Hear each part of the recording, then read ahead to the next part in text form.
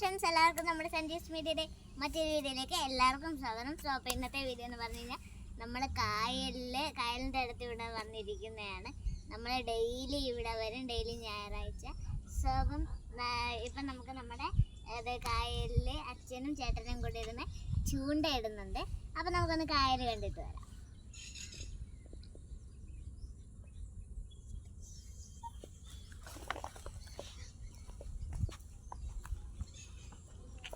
So ഇപ്പം ഇവിടെ മീനൊക്കെ ഉണ്ട്. ഇവിടെ വലിയൊരു ഇതാട്ടോ.